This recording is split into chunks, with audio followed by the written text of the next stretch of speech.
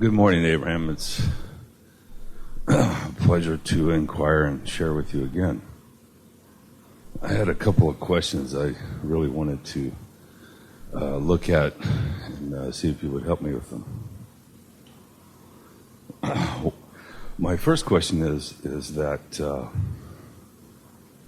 in my time here, my physical experience, I was part of a process called the military. And in that, there was some great trauma. And also in that, for me, there was the taking of others' lives. And so I know, I'm not responsible for that. And I guess my question is, that's all gone. I just let that go. I don't involve myself with it, but in my memory, it's there, and it comes and goes sometimes, and I'm not really sure about how to handle that, what to do with that.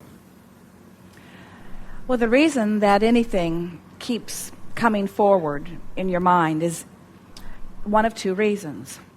Either it was enormously traumatizing when it happened, or you've been thinking about it and thinking about it and thinking about it and thinking about it and thinking about it.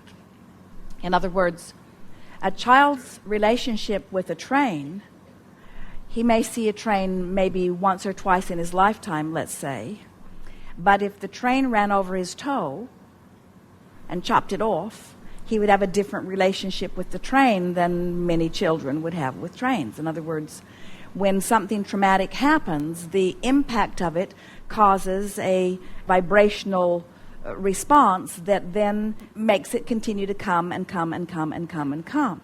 So we want to say to you, we don't want to use the word responsibility, but we're going to reflect it back to you since you used it relative to your own experience.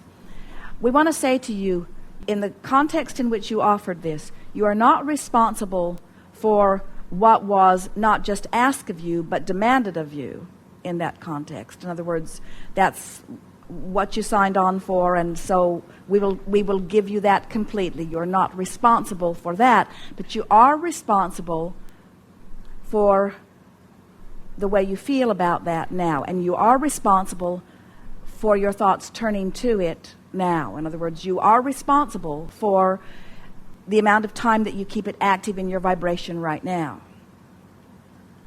Meaning, there are many things that you could think about other than that, but that comes up often. So the question that we want to discuss here is, why does it come up? Well, it's obvious because it was big, because through life experience, you were in a situation where others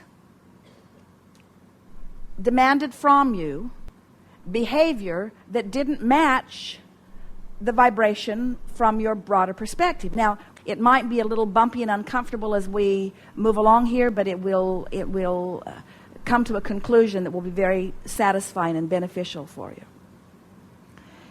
When you set out to please others, so you join their club and you keep their rules, and it matters to you, their opinion of you, their approval of you becomes the most dominant thing, then what happens is you replace your guidance system with them. But the tricky thing is, no one else can really replace that. And so through all of that, even though the rules and the laws and your peers and the movement and everything about that time and that place made it seem impossible for you to do other than keep those rules, still in all of that, you were defying who you really are. It happens with almost everybody all day, every day, as people go to work and be on time because they're supposed to, even though from their broader perspective, something else might be more in keeping with who they are and what would be beneficial to them. People do all kinds of things all day, every day, but the subject that we're talking about is letting society or anyone dictate to me what my behavior should be in a given moment in time.